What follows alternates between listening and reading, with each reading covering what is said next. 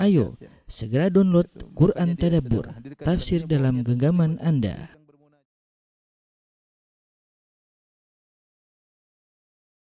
Bismillahirrahmanirrahim. Assalamualaikum warahmatullahi wabarakatuh. Alhamdulillahi ala ihsanih wa syukru lahu ala taufiqihi wa amtinanih wa asyhadu an la ilaha illallah wahdahu la syarika lahu ta'ziman li sya'ni wa asyhadu anna Muhammadan abduhu wa rasuluhu da'ila ridwani. Allahumma salli alaihi wa ala alihi wa ashabihi wa ikhwani. Para pemirsa yang dirahmati Allah Subhanahu wa taala, para ibu-ibu yang dimuliakan oleh Allah Subhanahu wa taala. Pada kesempatan kali ini kita melanjutkan bahasan kita dari tafsir Al-Quran. Kita pada pertemuan lalu telah selesai dari tafsir surat Al-Fatihah. Sekarang kita masuk pada surat kedua, surat Al-Baqarah. Surat Al-Baqarah, ya. Surat Al-Baqarah, ya, memiliki dua nama. Yang pertama surat Al-Baqarah, ya. Surat Al-Baqarah disebut surat Al-Baqarah ya karena dalam surat Al-Baqarah disebut tentang kisah di mana Bani Israel diperintahkan oleh Allah untuk melalui Nabi Musa alaihissalam untuk menyembelih Al-Baqarah itu sapi, tapi mereka ngeyel dan mereka berusaha menghindar, akhirnya mereka semakin sulit menjalankan perintah tersebut, ya, sehingga kalau kita dengar nama Al-Baqarah mengingatkan kita kepada Bani Israel yang ngeyel, yang tidak langsung patuh ketika diperintahkan oleh Allah melalui Nabi Musa alaihissalam.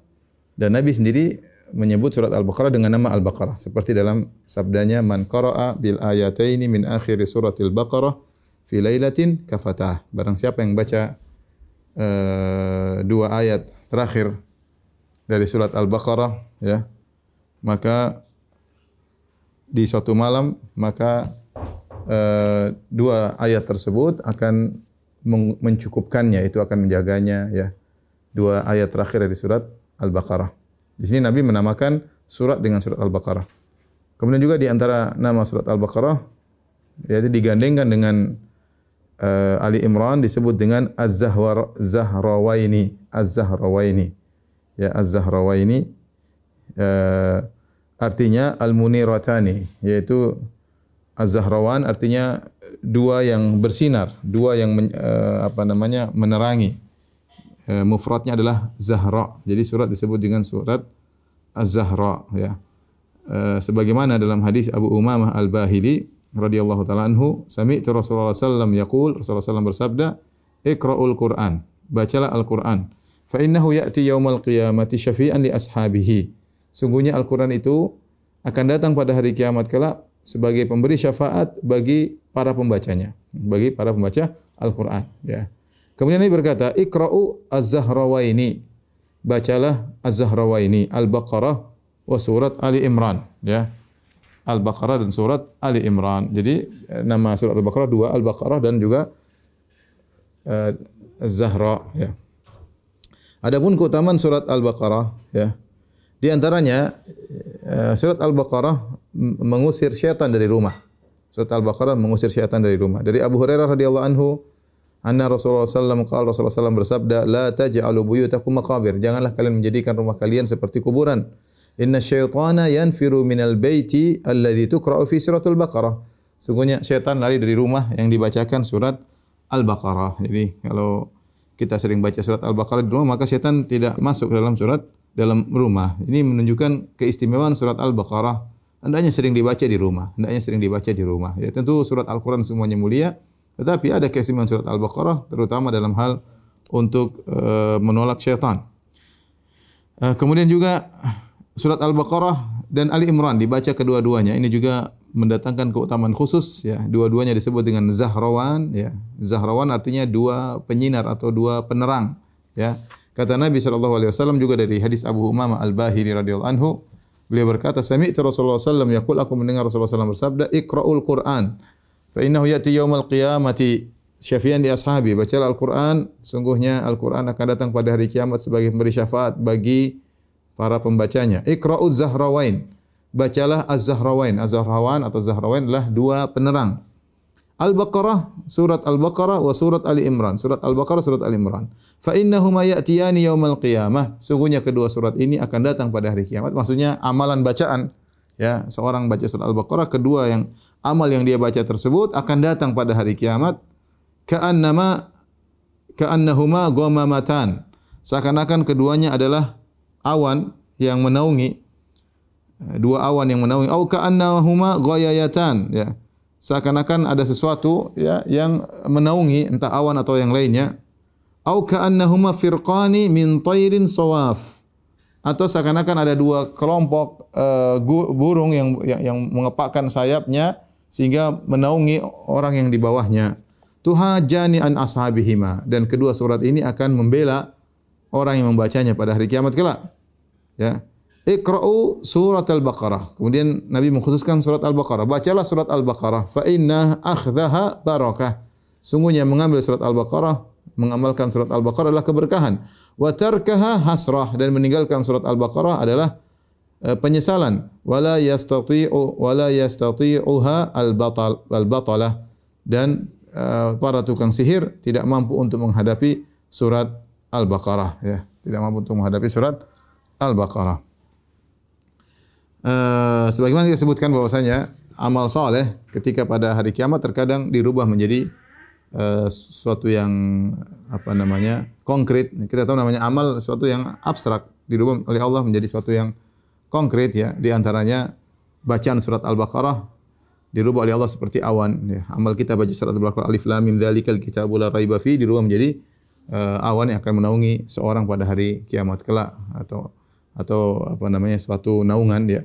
Sama seperti seorang tatkala masuk dalam alam barzakh, maka amalnya, kalau dia orang soleh, maka amalnya akan datang dalam bentuk lelaki yang wajah yang harum, wajah tampan. Kemudian penghuni kubur bertanya, "Man anta, siapa engkau?" Maka dia berkata, "Ana amaluka saleh, aku adalah amal solehmu." Jadi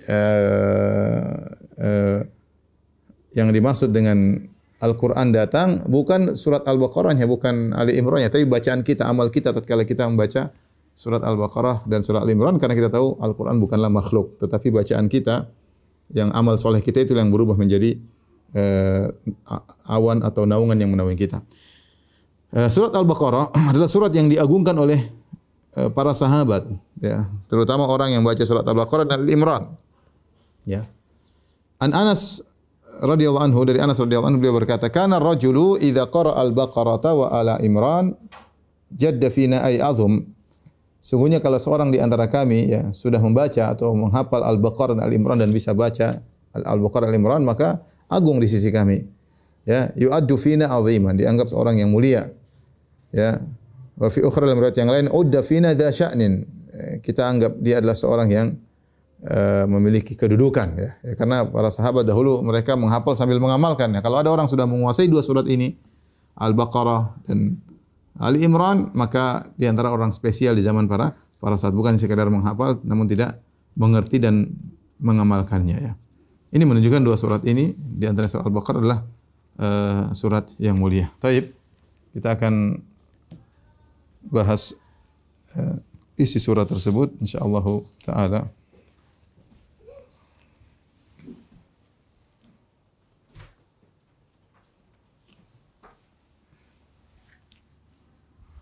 Kata Allah Subhanahu wa taala, ya. Alif lam mim. Dzalikal kitabu la raiba fihi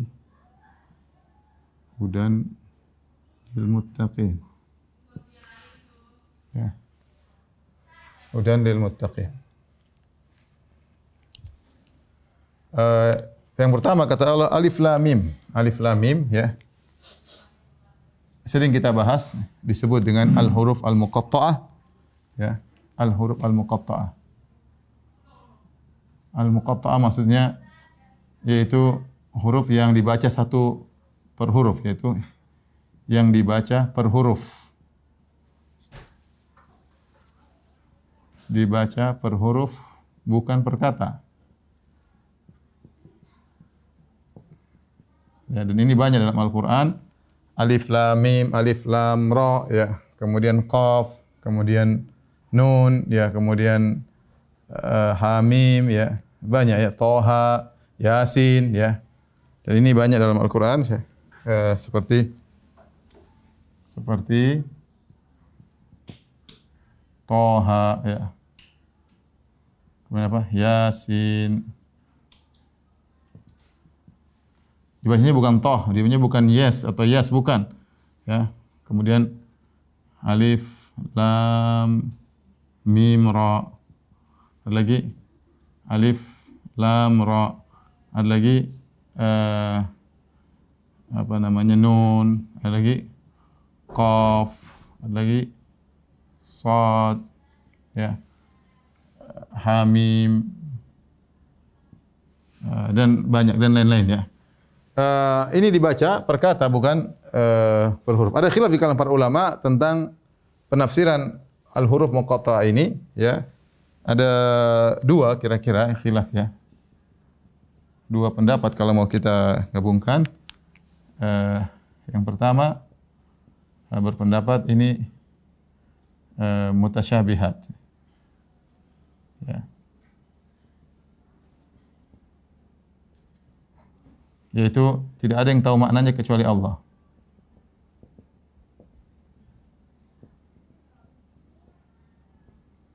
Kecuali Allah. Ini pendapat sebagian salaf. Ya. Pendapat yang kedua, ya, berusaha, ya, mencari maknanya. Mencari maknanya. Dan di sini juga ada dua metode, ya. Ada yang mengatakan masing-masing huruf ya mengandung makna,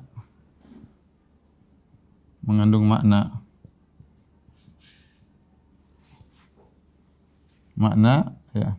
Karena setiap huruf mewakili suatu kalimat, mewakili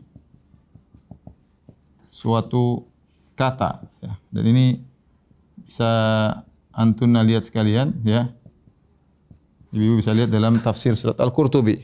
Ini ada beberapa pendapat, mereka mengatakan misalnya Yasin, ya maksudnya apa, Sin maksudnya apa, Toha, ya, Nun maksudnya apa, ini mewakili ini, atau macam-macam. Jadi ada berusaha menafsirkan, ya. Ini juga ada beberapa metode, tapi pendapat yang terkuat, ini pendapat yang terkuat adalah tidak mencari maknanya,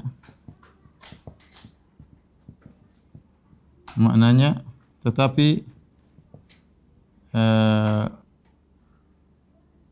mencari hikmahnya,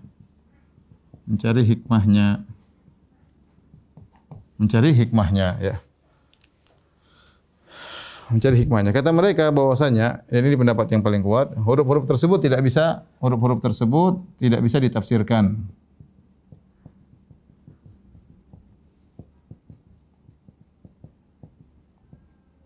Tapi hikmahnya adalah hikmahnya bahwa Al-Quran turun dengan huruf-huruf hijaiyah yang merupakan bacaan orang-orang Arab. Huruf hijaiyah diantaranya Toha, To-Ha, Ya, Sin, Alif, Lam, Mim. Ini huruf hijaiyah semuanya. Jadi Al-Quran turun dengan huruf hijaiyah yang itu merupakan bahasa orang-orang Arab. Namun ternyata mereka tidak bisa mendatangkan semisal Al-Quran. Jadi Alif, Lam, Mim dan seterusnya ini isyarat akan mukjizat. Ini adalah isyarat akan mukjizat. Akan mukjizat Al-Quran. Kenapa mukjizat Al-Quran tadi? Hikmahnya tadi, ya. Al-Quran turun dengan bahasa Arab, turun dengan bahasa Arab yang terdiri dari huruf hijaiyah yang diucapkan oleh orang Quraisy, oleh orang-orang Quraisy, orang-orang Arab. Namun mereka tidak bisa mendatangkan semisal Al-Quran. Namun mereka tidak bisa mendatangkan semisal Al-Quran. Itu maksudnya.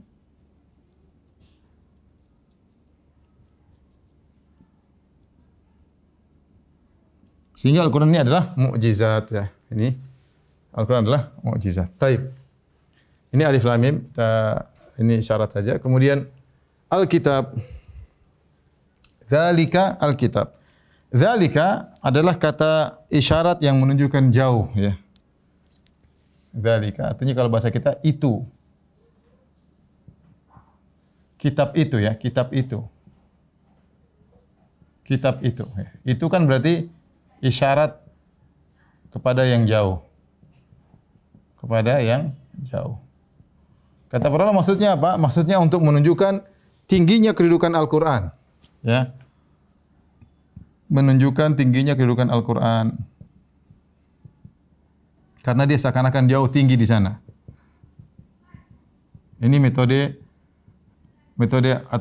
orang-orang Arab dalam mengagungkan sesuatu. Zalikal kitab, ya maksudnya Alkitab ini kedudukannya tinggi, itu Al-Qur'an, ya. Kitab itu maksudnya adalah Al-Qur'an. Al-Qur'an. Ketika surat Al-Baqarah ini turun, ya. Surat Al-Baqarah, saya lupa, Al-Baqarah adalah surat Madaniyah. Turun setelah Nabi berhijrah, ya.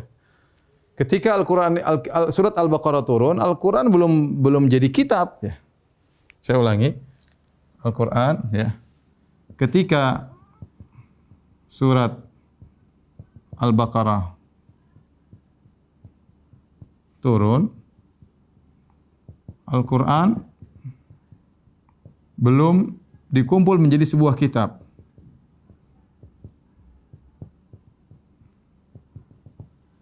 Sebuah kitab seperti sekarang, tapi baru masih berupa lembaran-lembaran.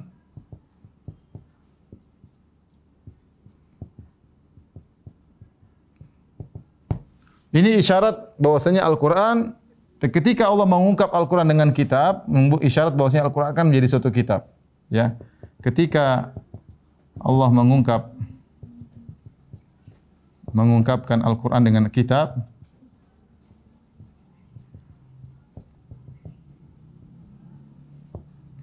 sebagai isyarat bahwa Al-Qur'an akan suatu saat menjadi sebuah kitab, sebuah buku. Bahwa Al-Qur'an suatu saat akan menjadi sebuah buku. Sebuah buku yaitu yang dibukukan, yang dilakukan oleh Abu Bakar, kemudian di zaman Utsman, ya. Taib. Ini zalikal kitab la raiba fihi. Zalikal kitab la raiba fihi. Raib adalah keraguan, artinya keraguan. Atau di dalam bahasa Arab disebut syak. Asalnya namanya raib, sebagian penjelasan Ibnu Asyur, bahwasanya raib artinya ittirab dan qalaq, itu kegelisahan. Kegelisahan, ya, karena kalau orang ragu maka menimbulkan kegelisahan dan kegoncangan dalam hati, ya. Asal kata raib artinya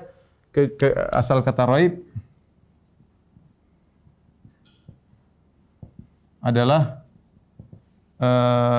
ittirab, kegoncangan dan kegelisahan dalam hati, ya. Dalam jiwa, ya. Ini asalnya. Ya, dan ini kalau orang ragu maka akan timbul seperti ini, kegoncangan, kegelisahan dalam jiwa. Nah, Al-Qur'an tidak ada keraguan dalamnya sama sekali. Ini i'rabnya, kalau kita bicara i'rab, la raiba, ra adalah nila an-nafiyah lil jins.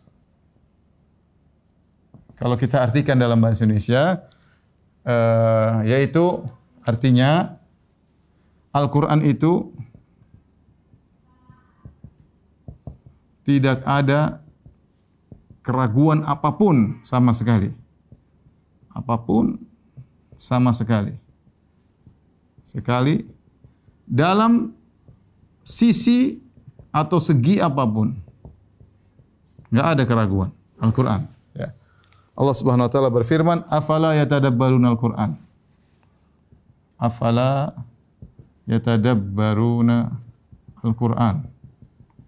Walau kana min indil ghairillahi lawajadu fi ikhtilafun katsira.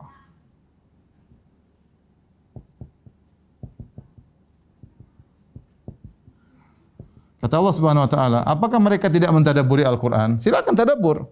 Kalau seandainya Al-Qur'an bukan dari Allah, maka mereka akan mendapati banyak perselisihan kontradiktif dalam Al-Qur'an. Namun Al-Qur'an tidak ada. Dan dia tidak ada keraguan dari sisi lafal-lafalnya, bagaimana sesuai dengan bahasa Arab, tidak ada keraguan dari makna-maknanya, ya, kandungan-kandungannya, penunjukan-penunjukannya. Jadi keraguan sama sekali tidak dalam Al-Qur'an, ya. Taib. Kaidah menunjukkan, ya, namanya penafian, ini kan penafian, tidak ada keraguan. Tidak ada keraguan. Berarti kita sedang menguji Al-Quran. Berarti maksudnya apa? Tidak ada keraguan, maksudnya melazimkan lawannya. Melazimkan lawannya, melazimkan lawan dari keraguan, yaitu Al-Quran isinya semua keyakinan. Al-Quran isinya semuanya perkara yang diyakini.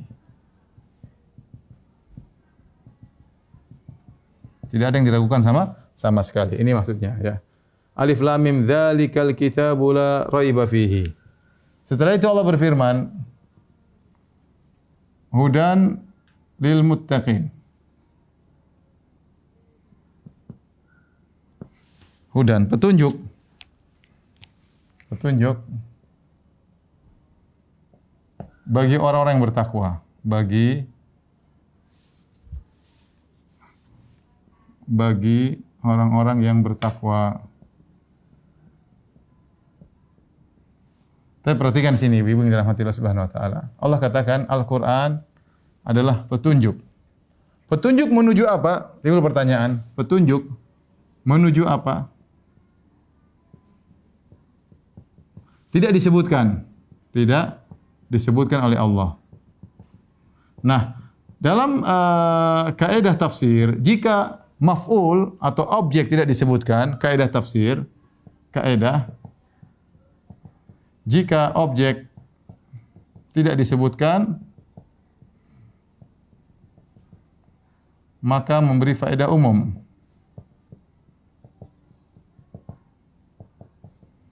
Faedah keumuman. Jadi Al-Quran maksudnya, Al-Quran memberi petunjuk kepada segala kebaikan. Maksudnya Al-Quran memberi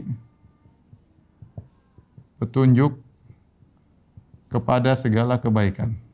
Ya. Karena tidak jelaskan di sini kebaikan apa yang dimaksud, petunjuk kemana. Nah ini uslub metode dalam Al-Quran. Kalau begini maksudnya berarti Al-Quran memberi petunjuk kepada segala kebaikan. Nah Anda kalau ingin mencari segala kebaikan, carilah lewat Al-Quran. Al-Quran menunjukkan kepada akhlak yang baik, kepada keyakinan yang baik, kepada budi pekerti yang baik, kepada sikap tawadhu. Banyak semua ditunjukkan oleh Al-Quranul Karim. Bagaimana mensikapi dunia, bagaimana dan yang lain-lain, ya. Al-Quran menunjukkan kepada segala petunjuk. Inna hadzal Qur'ana yahdi allati aqwam. Sungguhnya Al-Quran ini memberi petunjuk kepada yang terbaik. Baik. Lil muttaqin. Apa maksud dari al-muttaqin? Al-muttaqin at-taqwa. Atau takwa itu artinya apa? Mengambil pelindung, mengambil pelindung. Maksudnya seorang mengambil pelindung dari neraka jahanam. Ya, seperti perkataan Nabighah, ya. Saqatan nasifu wa lam turid isqatahu. Ya. Ada seorang wanita, dia pakai kerudung, ya, kemudian kerudungnya jatuh, ya. Maka kemudian fatana walatha wattaqatna bil yadi, ya. Maka dia pun mengambil cadar atau kerudungnya, wattaqatna bil yadi, kemudian dia melindungi wajahnya dari kami dengan tangannya, ya. Ini perkataan seorang penyair di zaman jahiliyah, ya. Perkataannya begini, ya. Saqatan nasifu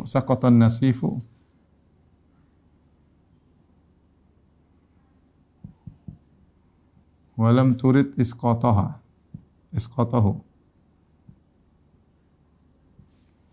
Ya.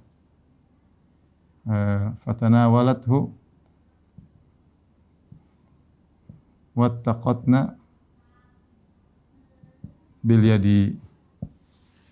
Artinya saya ulangi, khimarnya atau cadarnya jatuh dan wanita tersebut tidak ingin khimarnya jatuh. Fatanawalathu, maka dia ambil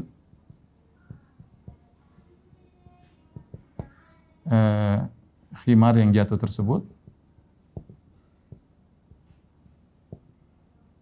Wattaqatna, kemudian dia melakukan takwa kepada kami, lalu dia bertakwa kepada kami,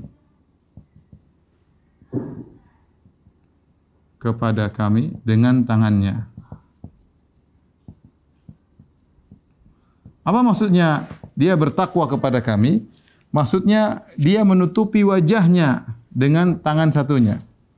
Maksudnya dia menutupi, yaitu melindungi wajahnya agar tidak kelihatan. Agar tidak dilihat kami. Ini maksud saya secara bahasa takwa demikian. Makanya Nabi SAW mengatakan, wattaqun nara walau bi syaqqi tamrah. Wattaqun nar, jadikanlah pelindung antara kalian dengan neraka jahanam meskipun dengan sepenggal korma. Artinya Rasulullah menyuruh kita bersedekah. Seandainya kita enggak punya harta banyak, harta cuma sedikit, kata Nabi, buatlah ketakwaan, yaitu jadilah pelindung antara engkau dengan neraka meskipun dengan bersedekah sepenggal korma. Jadi takwa secara bahasa artinya seorang berusaha melakukan sebab-sebab untuk melindungi dari neraka jahanam. Ini tadi secara bahasa. Adapun secara istilah, takwa adalah yaitu melakukan sebab-sebab yang bisa melindungi dari azab neraka.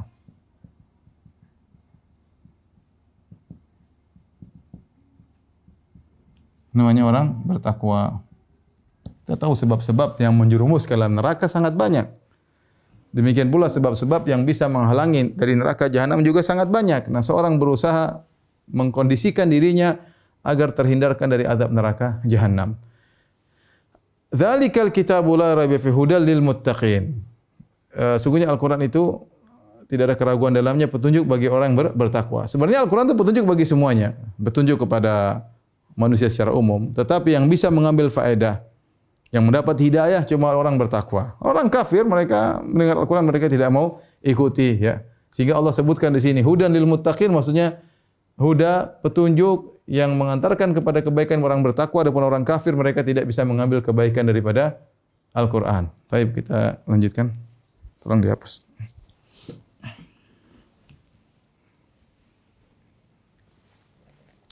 Saya akan bacakan definisi takwa menurut sebagian ulama, ya. Contoh,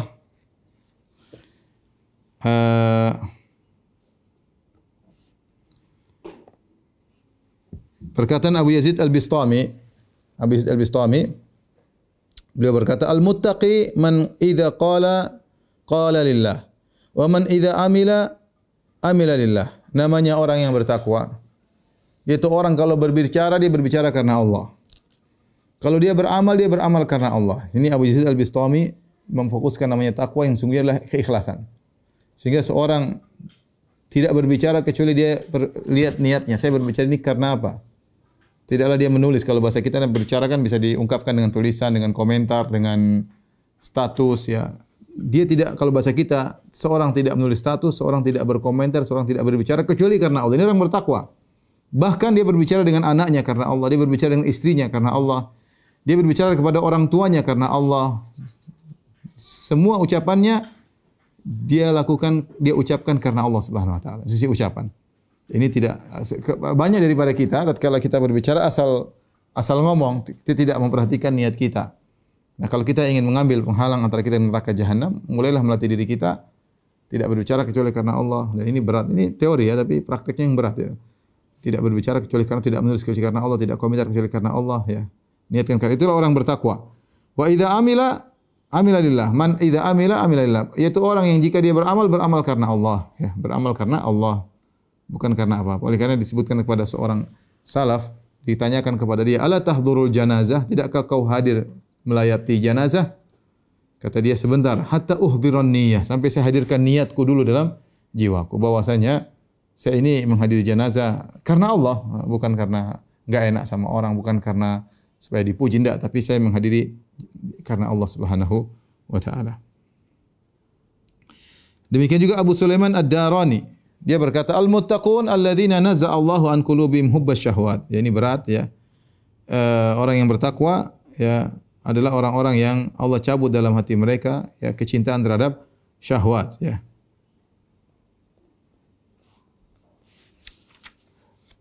Kemudian Umar bin Khattab radhiyallahu anhu ya bertanya kepada Ubay bin Ka'ab tentang takwa. Maka Ubay berkata kepada Umar, "Hal akhadhta tariqan dza syaukin?" Pernahkah kau berjalan suatu jalan ya? Banyak duri di situ, ya, duri-duri berjatuhan, dia berjalan banyak duri. Umar berkata, "Na'am, iya." Qala fama amilta fihi? Apa yang kau lakukan ketika kau melewati suatu jalan yang banyak durinya? Qala syammartu wa hadhirtu, ya. Maka aku pun berhati-hati ya, namanya syammartu ngangkat ini berhati-hati, bersiaga. Wa hadhirtu ya, aku dan waspada ya.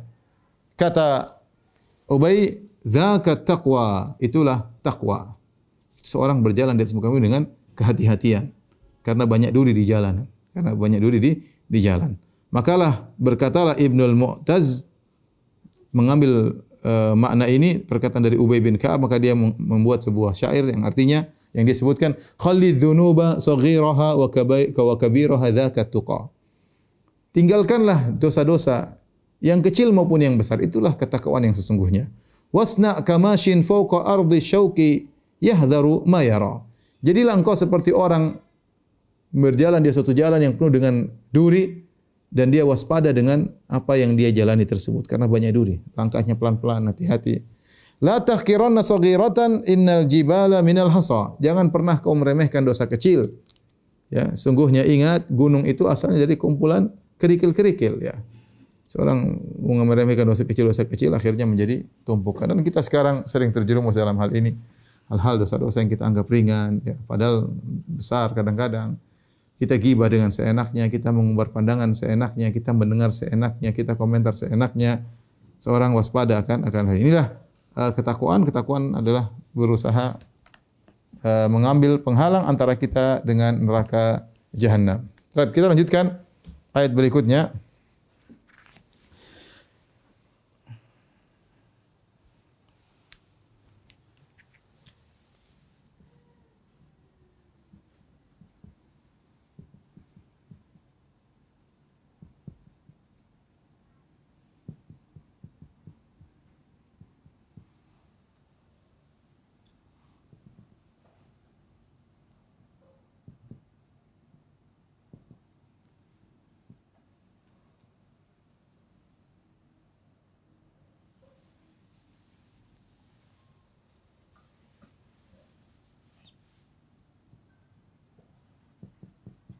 Kata Allah, selanjutnya Allah menjelaskan tentang sifat-sifat orang bertakwa.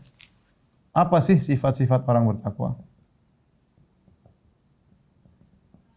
Yang bisa mengambil hidayah dari Al-Quran. Allah jelaskan, alladzina hudalil muttaqin, alladzina yu'minuna bil ghaib. Siapa orang bertakwa tersebut? Yaitu orang-orang yang beriman kepada yang ghaib. Orang-orang yang beriman ya kepada yang gaib. Kepada yang gaib. Ya. Gaib itu apa? Kullama ghaba 'anil basar, yaitu yang tidak kelihatan. Maksudnya apa? Yang tidak kelihatan. Yang tidak terlihat. Ini banyak ya. Seperti apa? Seperti alam barzakh. Ya. Kemudian masa depan hari kiamat. Ya, kemudian surga dan neraka, ada malaikat, ya. Kemudian takdir juga kita enggak tahu, kita enggak pernah lihat, Allah mentakdirkan. Kemudian Allah itu sendiri, Allah ya. Dan banyak perkara-perkara yang enggak tidak terlihat, maka dibutuh dengan keimanan, ya. Bukan musyahadah. Kalau musyahadah melihat, ini membedakan orang beriman dan orang kafir. Orang kafir mereka hanya beriman dengan apa yang mereka lihat. Apa yang mereka lihat, apa yang mereka merasakan. Adapun kita ini hal-hal yang tidak dilihat ya. Ya. Tetapi kita beriman, menunjukkan level yang tinggi, beriman kepada hal yang meskipun tidak dilihat ya. Karena bukti-bukti menunjukkan Allah, misalnya Allah tidak dilihat tapi kita tahu Allah ada buktinya banyak sekali. Ini alladzina yu'minuna bil ghaib, dan ini adalah sifat spesial ya. Sifat spesial ya. Yang memuliakan kaum beriman.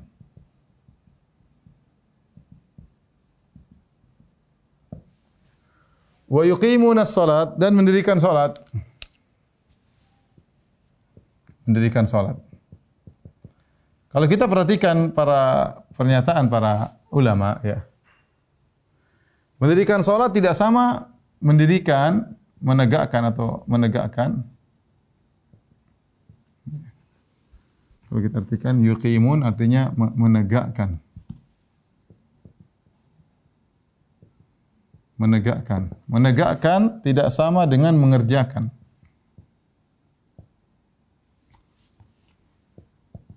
Yang dituntut oleh Allah Subhanahu wa taala adalah menegakkan salat. Menegakkan melazimkan seorang salat dengan baik, berusaha menyempurnakan rukun-rukunnya, sunnah-sunnahnya. Tidak asal penting lepas tanggung jawab. Tidak. Seorang berusaha salat dengan sebaik-baiknya, khusyuk ketika dia salat, menghadirkan dalam dirinya bahwasanya Allah sedang mengawasinya, berusaha memahami apa yang dia baca, berusaha memahami konsentrasi dengan kandungan-kandungan makna apa yang dia baca. Ini. Jadi dia benar-benar menegakkan salat. Salat inilah yang akhirnya mengantarkan kepada inna salata tanha 'anil fahsya'i wal munkar. Salat yang ditegakkan itu mengantarkan kepada pencegahan terhadap kebaikan, terhadap kemungkaran dan perbuatan keji. Jadi bukan hanya sekedar mengerjakan, tapi menegakkan. Kata Allah Subhanahu wa taala, "Wa mimma razaqnahum yunfiqun." Dan dari apa yang kami rizkikan kepadanya, beri rizki kepada mereka, mereka infakkan. Mereka infakkan. Infak. Taib. Di sini Allah ingatkan bahwasanya rizki yang kalian infakkan itu rizkinya pun dari Allah Subhanahu wa taala, ya. Rizki ternyata dari Allah. Ini faedah rizki dari Allah. Ya. Benar-benar dari Allah. Kita berusaha, tapi yang menentukan banyak sedikitnya rizki Allah Subhanahu wa taala. Seorang berusaha, rizki dari Allah. Kemudian yang diminta oleh Allah hanya sebagian. Hanya sebagian, tidak seluruhnya. Tidak seluruhnya. Dan ini menjadikan seorang harusnya apa sih susahnya? Allah tidak menyuruh kita memberikan rezeki kita semua. Sebagian Allah sudah berikan, Allah kasih, sudah kasih sama antum, antum keluarkan sebagian. Ya. Karena harta dari Allah amanah, antum keluarkan sebagian. Jangan antum pelit kemudian tidak mengeluarkan. Kemudian yang mereka infakkan, di sini infak apa maksudnya? Maka kata para ulama, di sini umum. Umum mencakup infak wajib, kemudian dan infak sunnah. Infak wajib ada dua, ya. Ada zakat yang sudah ditentukan aturannya, kadar dan aturannya, nisabnya, haulnya. Kemudian infak wajib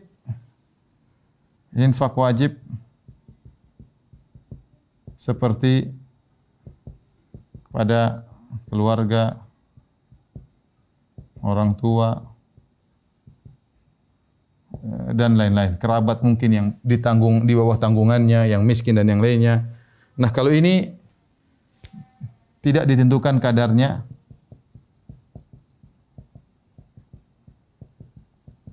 secara khusus, tapi berdasarkan urf dan kemampuan.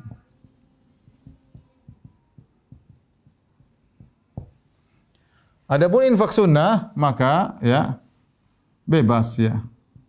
Yang penting ikhlas ya. Ingat, kalau Allah mengatakan wa mimma, dari apa yang kami berikan rezeki kepada mereka, maka kita harusnya tidak berat tatkala kita berinfak, karena kita tahu rezeki tersebut ya Allah titipkan kepada kita. Ya akhi, kalau kita punya rezeki, kita ini kadang dapat rezeki karena banyak orang yang kita tanggung, karena banyak orang yang mau kita sedekahkan ya. Allah bisa saja langsung kasih rezeki kepada mereka tanpa melewati kita ya. Misalnya kita bantu fakir miskin, kita bantu anak yatim, kita bantu pondok, kita bantu dakwah misalnya. Bisa saja Allah kasih rezeki langsung kepada orang-orang tersebut tanpa melewati kita. Dan sangat mudah bagi Allah. Tapi kalau tidak lewat kita, kita tidak dapat pahala. Kita tidak dapat pahala. Tapi kalau rezeki tersebut mampir dulu lewat kita, baru kita yang kasih, ya kita dapat pahala. Ya, karena Allah titipkan kepada kita, kemudian kita berikan kepada mereka. Dan lanjutkanlah kebiasaan tersebut. Berikan dan Allah akan kasih lihat. Selalu begitu. Kasih lihat pada kita kasih mereka. Allah kasih pada kita kasih mereka. Dan argo pahala jalan terus. Kapan kita berhenti, tidak mau, nanti Allah kasih lewat orang lain pada mereka misalnya. Pahala kita berhenti. Ya, pahala kita berhenti, kita dapat pahala. Dan itu sayang. Sementara umur kita semakin menuju kepada titik kematian. Makanya kalau kita punya rezeki, Allah tidak minta seluruhnya. Wa mimma razaqnahum yunfiqun. Maka berilah rezeki, sedekahkan sebagian dari apa yang Allah berikan kepada mereka. Ya.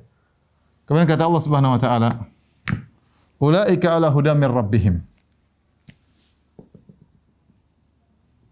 Ulaika ala hudan min rabbihim. Ya. Ulaika humul muflihun. Mereka itulah orang-orang di atas petunjuk dari mereka. Mereka itulah orang-orang yang berada di atas petunjuk dari Rabb mereka.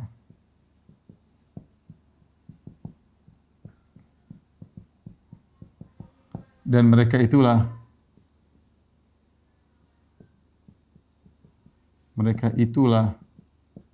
orang-orang yang beruntung, yang falah, yang meraih falah. Falah itu kalau sering kita terjemahkan apa? Beruntung. Ya. Ini dalil bahwasanya hidayah di tangan Allah Subhanahu Wa Taala. Ya. Ya, kita sebutkan hidayah ada dua. Hidayah ada dua. Pertama, hidayah menjelaskan, hidayah irsyad. Menjelaskan. Yang kedua, hidayah taufik.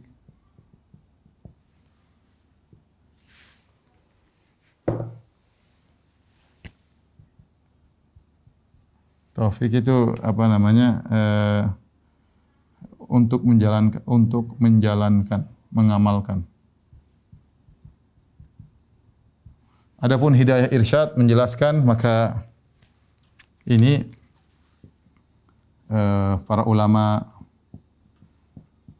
para nabi, para dai ya bisa menjelaskan. Menjelaskan kepada orang beriman, kepada orang kafir. Tetapi yang bisa memberi hidayah taufik hanyalah Allah Subhanahu Wa Taala. Ya, yang bisa membuka hati untuk mengamalkan hanyalah Allah Subhanahu Wa Taala. Yang bisa membuka hati untuk mengamalkan hanyalah Allah.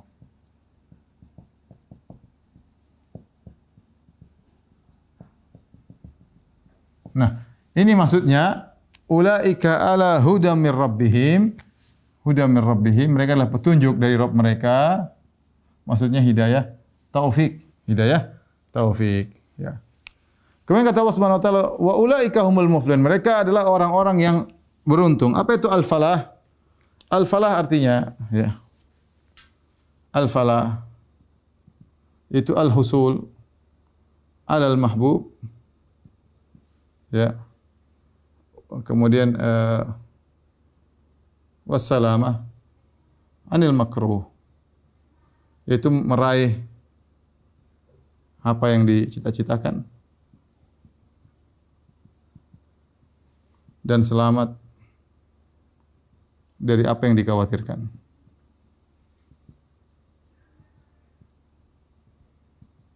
Maksudnya apa? Maksudnya adalah masuk surga. Ya. Inilah keberuntungan yang sesungguhnya. Kata Allah Subhanahu wa taala, "Man zuzi'a 'anil nar wa udkhilal jannata faqad faz." Barang siapa yang diselamatkan dari neraka jahanam dan masuk surga, maka dia sungguh telah beruntung. Ya. Baik, kita lanjutkan habis ini. Tolong dihapus.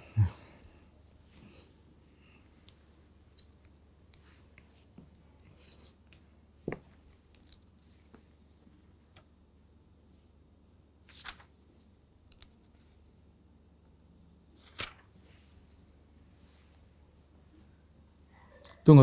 Masih ada ayat ketinggalan ya. Nanti habis ini ya, masih ada ayat ketinggalan. Habis ini kita lanjutkan insyaallah. Ya. Atau sebentar saya terangkan di sini. Saya lupa ada ayat. Walladzina yu'minuna bima unzila ilaika wa ma unzila min qablik. Ya, ayatnya di sini.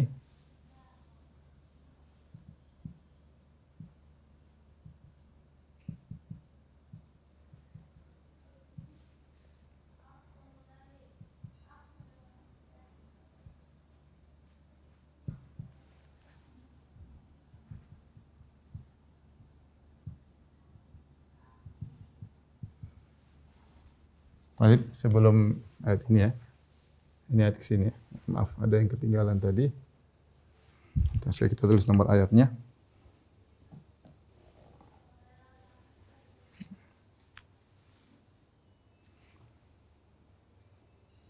Ini ayat 3 ya.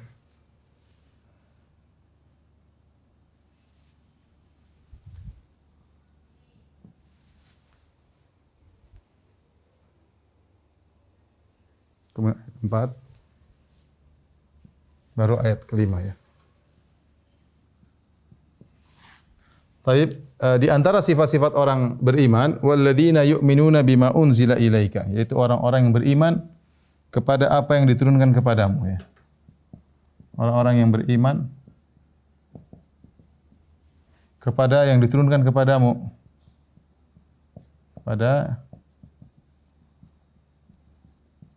Kepadamu. Maksudnya Nabi Muhammad sallallahu alaihi wasallam, maksudnya apa? Al-Qur'an. Maksudnya Al-Qur'an. Wa ma unzila min qablik, dan apa yang diturunkan sebelum engkau. Dan apa yang diturunkan sebelum engkau. Maksudnya adalah kitab-kitab sebelum Al-Quran. Itu kitab-kitab sebelum Al-Quran. Seperti Taurat, Injil, Zabur, Suhuf Ibrahim, Suhuf Musa. Wa bil akhirati hum yuqinun, dan mereka yakin kepada akhirat. Mereka yakin terhadap akhirat.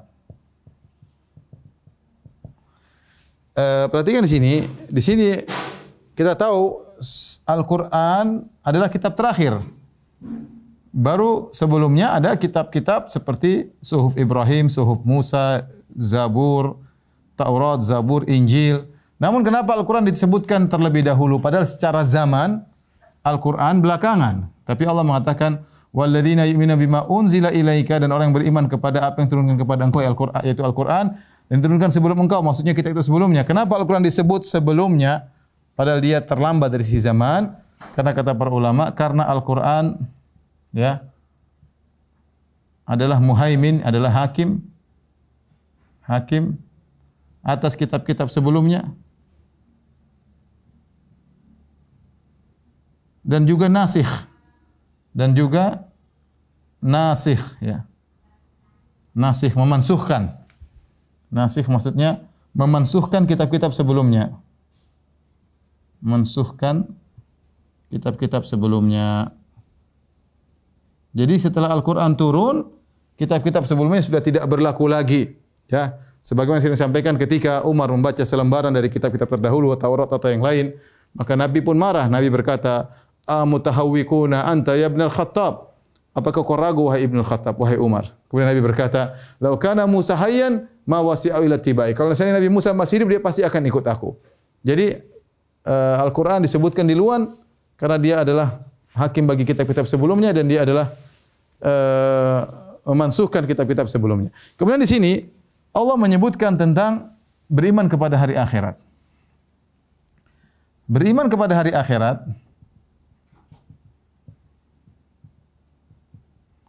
termasuk iman kepada gaib.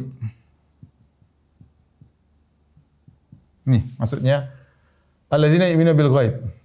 Sudah termasuk iman terhadap akhirat. Tetapi kenapa disebutkan secara sendirian setelah Allah menyebutkan ini semua, kemudian walladzina yu'minuna bil ghaib wa yuqimuna sholata wa mimma razaqnahum yunfiqun walladzina yu'minuna bima unzila ilaika wa ma unzila min qablik wa bil akhirati hum yuqinun. Kenapa diulang lagi padahal dia termasuk dari iman bil ghaib? Kata para ulama karena pengaruh iman kepada hari akhirat sangat besar.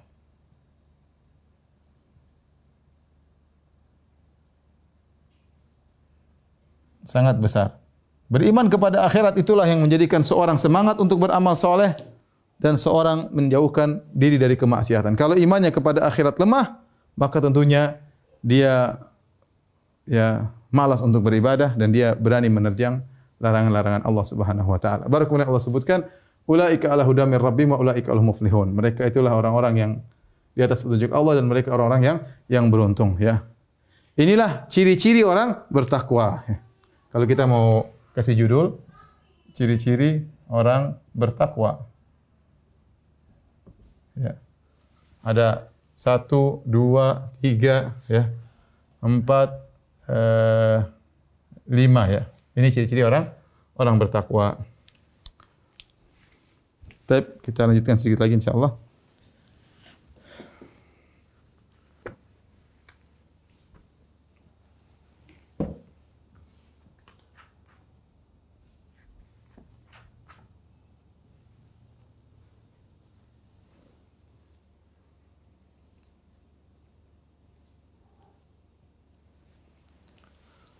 Taib, setelah itu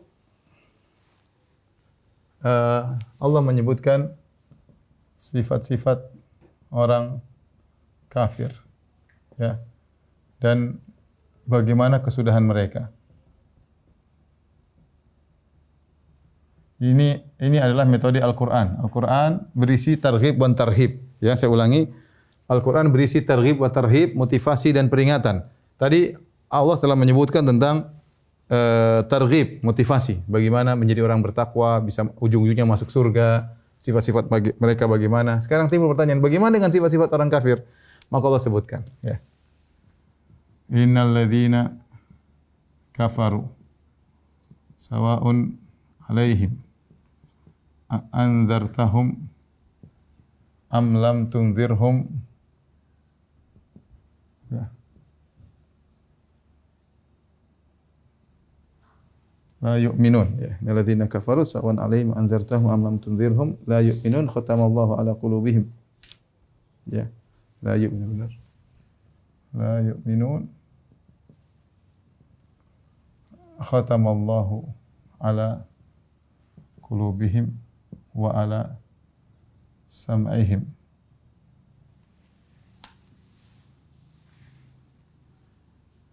wa 'ala absarihim ghishawatun walahum azabun azim, ya.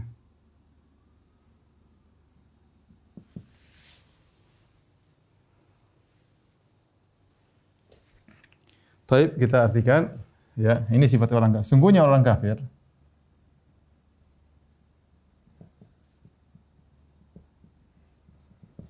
sawa'un alaihim, sama saja bagi mereka.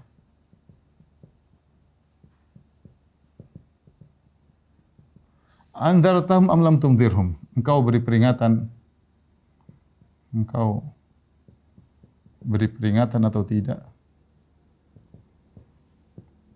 atau tidak? La yu'minun, mereka tidak beriman. Subhanallah. Allah jelaskan ya.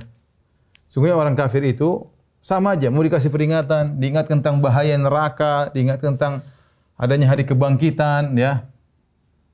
Sawa'un alaihim, sama saja. La yu'min, mereka tidak bakalan beriman, ya. Mau diberi peringatan macam-macam, mereka tidak beriman. Ya. Ini sebagai apa? Sebagai tasliyah bagi Nabi, ya. Sebagai apa namanya? Penyejuk hati bagi Nabi.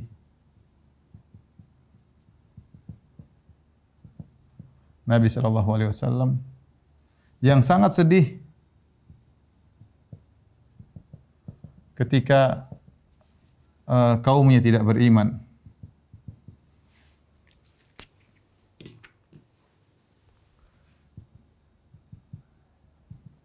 Nabi SAW sangat bersedih. Nabi sudah berdakwah, namun mereka tidak beriman. Maka Allah jelaskan, itu mereka kafir. Yang mau diapain lagi? Kau peringatan enggak peringatan, mereka tidak bakalan beriman. Kenapa Allah sebutkan sebabnya? Apa sebabnya? Kenapa mereka tidak beriman? Apa sebabnya? Mau diberi peringatan tidak ada perubahan? Jawabannya ini. Khatamallahu ala qulubihim. Allah telah mencap, stempel ya. Allah telah, ya kalau bahasa kita, khatam itu menutup. Allah telah menstempel ya. Atau menutuplah ya. Menutup hati mereka. Kemudian wa ala sam'ihim, menutup pendengaran mereka.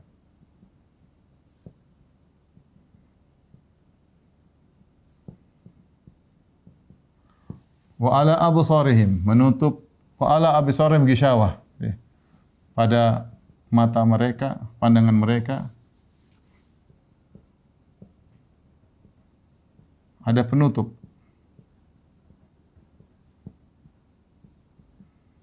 Bagi mereka azab yang pedih, bagi mereka azab yang besar, yang dahsyat. Tapi inilah sebabnya ternyata Allah telah menutup hati mereka ya. Khatam ya, khatam. Khatam itu kalau kita apa namanya? Bahasa Arabnya penutup ya. Penutup seperti khitamatul kitab atau khitamul kitab, seperti kalau tulis buku maka dikasih penutup. Kasih penutup, diberi penutup ya. Diakhiri dengan penutup. Dengan penutupan. Maksudnya apa? Sudah selesai, ya tidak bisa berubah lagi. Maksudnya tidak ada lagi perubahan.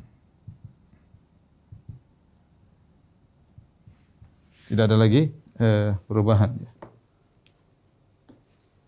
Tidak ada lagi perubahan, ya. Artinya, makanya mau dikasih nasihat atau tidak, sudah ditutup hati mereka oleh Allah Subhanahu wa taala. Tidak ada lagi perubahan. Makanya kadang kita heran kalau kita misalnya dalailut tauhid, tentang dalil yang menunjukkan akan adanya tauhid sangat banyak ya. Tapi kalau orang sudah ditutup hatinya oleh Allah ya, mau diapain? Mereka melakukan kesyirikan, mau dinasihati, mereka tidak peduli ya. Bagaimana mereka menyembah berhala, kita nasihati mereka tidak mau dengar. Mereka menyembah tikus, mereka menyembah hewan-hewan, kera. Ya, dikasih tahu mereka tidak mendengar ya. Mereka menyembah nabi ya, Nabi Isa mereka sembah. Mau kita kasih tahu enggak mau dengar. Manusia makan dan minum, buang hajat, lapar, takut dan yang lainnya, masa Tuhan? Mereka tidak mendengar. Makanya kita bilang sudah, itu Allah sudah tutup hati mereka. Kita hanya berdoa semoga suatu saat Allah membuka hati mereka dan mereka dapat hidayah. Tapi kalau sudah distempel oleh Allah, ini orang kafir distempel oleh Allah, sampai kapanpun tidak akan mereka dapat hidayah karena sudah distempel. Jadi menunjukkan ada orang kafir yang belum distempel, belum dicap hatinya, masih mungkin dapat hidayah.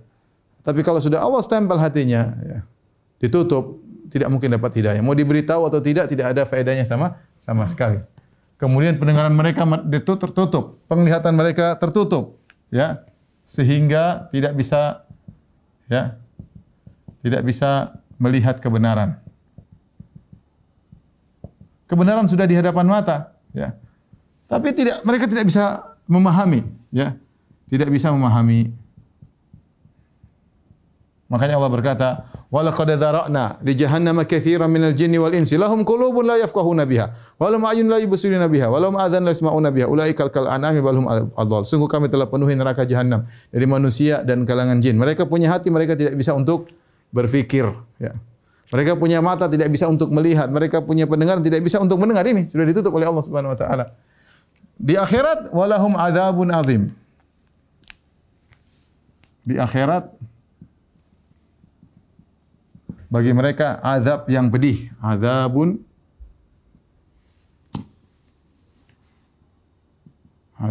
azim. Azab di sini kata para ulama azabun dia nakirah tankir litafkhim, yaitu nakirah atau tankir untuk apa? Jadi tanwin, maksudnya tanwin. Ini dalam metode bahasa Arab tujuannya untuk ta'zim, at-ta'zim. Maksudnya ini azab bukan azab sembarangan. Maksudnya azabnya luar biasa. Azabnya luar biasa. Secara kualitas dan kuantiti. Dan kuantitas, ya. Yang tahu hanyalah Allah. Yang tahu hanyalah Allah.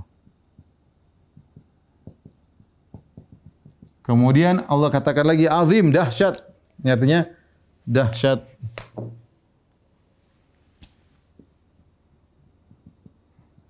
Yaitu penekanan. Penekanan akan azab tersebut. Azab yang luar biasa tersebut. Baik. Di sini kata para ulama juga Allah mendahulukan qulub. Ya, Allah mendahulukan khatamallahu ala qulubihim, hati. Allah ya mendahulukan penyebutan hati.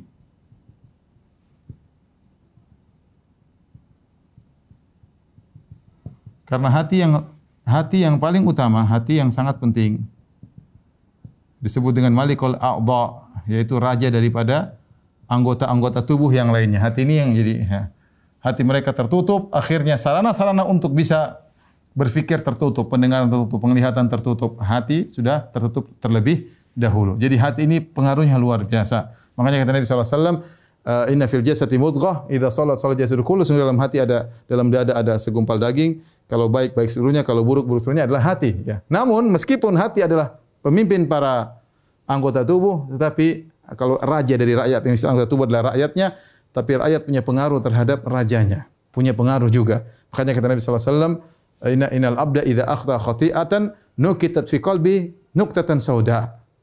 Ya, kalau seorang melakukan dosa, maka hatinya dikasih titik hitam. Terus titik hitam. Ya. Kalau dia fa idza naza'a wastaghfar wa taba suqila. Kalau dia bertobat maka dihapuskanlah titik hitam tersebut. Tapi kalau dia terus bermaksiat, hatinya semakin gelap, semakin tertutup dengan ron.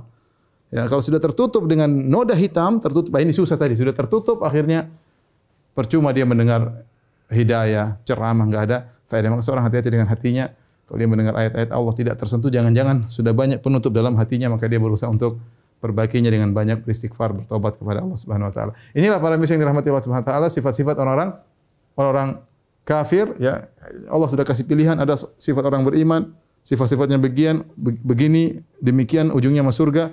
Orang kafir sifatnya demikian, ujungnya masuk neraka. Tinggal kita milih kedua, mana di antara kedua jalan tersebut yang kita tempuh. Insyaallah kita lanjutkan pada pertemuan berikutnya dengan jenis model orang ketiga, yaitu orang-orang munafik, insyaallah pada pertemuan berikutnya. Wallahu ta'ala bishawab, ya. Kalau ada yang bertanya, saya persilakan.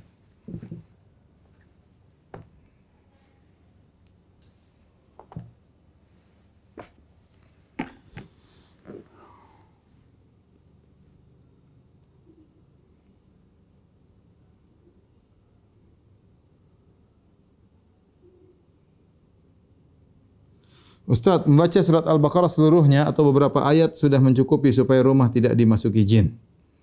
Walam bisawab, Rasulullah mengatakan barang saya yang baca surat Al-Baqarah, ya surat Al-Baqarah, ya Rasulullah tidak menjelaskan apakah semuanya ataukah sebagiannya, ya. Tetapi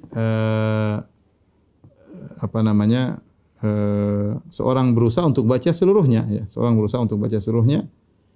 Kalau tidak mampu dia baca seluruhnya, ya paling tidak dia baca 2 ayat yang terakhir yang tadi Nabi mengatakan barang siapa baca 2 ayat terakhir dari dalam satu malam kafatah maka akan menjaga dia. Ini paling tidak, ya. Tapi kalau kita ingin rumah kita terjaga, bukan cuma diri kita, seluruh rumah dijaga, maka kita baca surat Al-Baqarah. Ya sebisanya, ya. Sebisanya, karena Nabi tidak mengatakan harus seluruhnya, tetapi semakin banyak kita baca tentu semakin baik. Ini menunjukkan kita harus punya perhatian terhadap surat Al-Baqarah. Ustaz, apakah sebelum melakukan suatu amal kita harus berdiam sejenak untuk berniat? Kalau bisa demikian maka baik, ya. Seorang bisa jadi dia sambil bergerak dia bisa memperbaiki dirinya, ya. Tapi dia artinya para ulama mengatakan namanya ikhlas itu harus selalu dicek-cek, ya. Harus dicek. Kita renung sedikit saja, kita membicara nih. Pokoknya kita niatkan karena Allah meskipun cuma sekejap. Ya, dan itu penting, ya. Kita mau bicara nih, ya, bicara di hadapan orang. Niatnya karena apa ini? Ingin disebut pembicaraan yang bagus, dipuji karena kita pandai berorasi. Allah Maha tahu, ya. Jadi kita namanya muttaqi, ya. Man qala lillah wa man amila lillah. Wa idza qala lillah wa idza amila lillah. Muttaqi orang bertakwa, orang yang bicara karena Allah, kemudian bertindak juga karena Allah. Tidak apa-apa kita sejenak untuk bisa memperbaiki niat. Tapi kalau kita sudah merasa alhamdulillah niat kita lancar, ya tidak apa-apa, jalan terus aja. Tapi sesekali kita perlu demikian. Ada amalan yang kita ragu. Jadi kalau biasanya kalau kita baca Quran di rumah, sholat, enggak perlu kita diam aja, paling cuma dalam hati kemudian sholat, ya, karena insya Allah kita ikhlas, enggak ada yang lihat. Tapi ada amalan-amalan yang kita butuh diam sejenak, ya. Ini saya lakukan karena apa ini? Saya bicara karena apa? Karena Allah atau karena ingin diakui atau yang lainnya? Ustaz, mohon dijelaskan perbedaan infak dan sedekah. Infak dan sedekah sebenarnya adalah perkataan yang umum. Infak lebih umum, ya. Kalau sedekah biasanya jadi infak itu ada infak itu umum. Nanti ada di bawah infak itu macam-macam. Ada namanya zakat, ada namanya hadiah, ada namanya sedekah, ya. Tapi infak ini umum. Jadi semua yang dikeluarkan oleh seorang disebut dengan infak, ya. Nanti apa bedanya? Sedekah sama, ada sedekah wajib, ada sedekah sunnah, ya. Sedekah ya infak, ya. Tapi di antara infak adalah hibah, pemberian, ya. Pemberian. Nanti apa bedanya hadiah? Hadiah bedanya dengan sedekah. Kalau sedekah seorang memberikan dalam rangka misalnya ada orang keperluan kita kasih, adapun hadiah kita memberi karena kita agar lebih dekat dengan dia, ya kita kasih hadiah supaya lebih saling mencintai karena Allah Subhanahu wa taala. Ya, beda tipis. Biasanya kalau kita kasih sedekah kepada orang yang susah, orang yang miskin. Kalau hadiah kita beri bukan kepada orang yang miskin, kita beri kepada orang yang mungkin kawan kita, mungkin dia bukan orang miskin, tapi kita kasih agar kita lebih saling mencintai karena Allah Subhanahu wa taala. Bolehkah setiap kita melakukan amal soleh, berinfak dan lain-lain diniatkan agar Allah Subhanahu Wa Taala memberikan keluarga kita hidayah Islam dan Sunnah? Kita boleh berdoa dengan dengan beramal soleh. Jadi setelah kita beramal soleh kita boleh berdoa, ya Allah, saya telah berinfak, ya berilah hidayah kepada, mudah-mudahan dengan infakku ya Allah. Jadi kita bertawasul dengan amal soleh kita, itu boleh, ya, bertawasul dengan amal soleh kita untuk meminta apa saja, ya. Jadi kalau kita sudah melakukan amal soleh, di antaranya infak, kemudian kita berdoa kepada Allah, ya Allah saya telah berinfak, ya kalau ikhlas karena Engkau ya Allah, berilah hidayah kepada keluarga aku, berilah hidayah kepada anak-anakku, kepada suami, kepada istriku, itu boleh, ya. Tapi kalau infak secara niatnya langsung untuk keluarga kita dapat hidayah, wallahu alam, saya enggak tahu, ya, karena tidak ada dalil khusus yang menunjukkan bahwasanya dengan berinfak maka akan mendatangkan hidayah kepada keluarga. Saya tidak menemukan dalil khusus. Tapi kalau kita berdoa setelah kita berinfak, ya, kita beramal soleh, boleh kita bertawasul dengan amal soleh kita.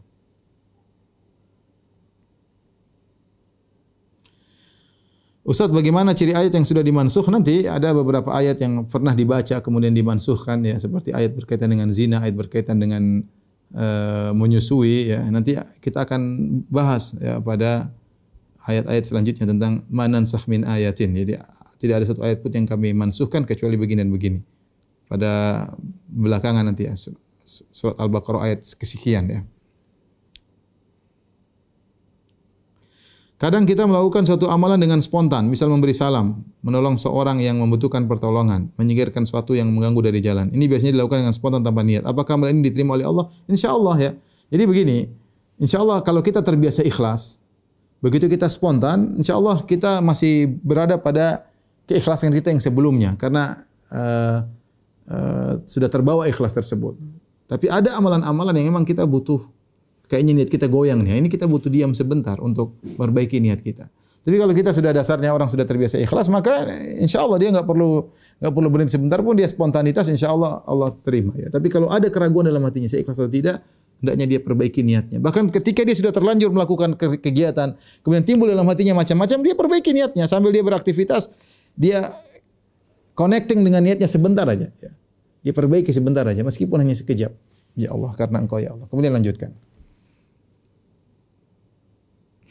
Ustaz, apa benar jika kita membaca seluruh surat Al-Baqarah dari ayat 1 sampai 286 maka kita bisa mendapatkan diri dari sihir dan santet? Iya, tadi kata Allah Subhanahu wa taala, kata Nabi sallallahu alaihi wasallam, fa innahu la yastati'uhal batalah. Sungguhnya surat Al-Baqarah itu tidak mampu dihadapi oleh para penyihir. Bagi orang yang terbiasa membaca surat Al-Baqarah, insyaallah dilindungi oleh Allah Subhanahu wa taala dari santet dan sihir dan semacamnya. Tapi demikian saja para pemirsa, kepada ibu-ibu Majelis Taklim Al-Ittiba, kajian kita tafsir pada kesempatan kali ini. Insyaallah kita lanjutkan pada kesempatan yang lain. Kurang lebihnya saya mohon maaf. Wabillahi taufiq wal hidayah. Assalamualaikum warahmatullahi wabarakatuh.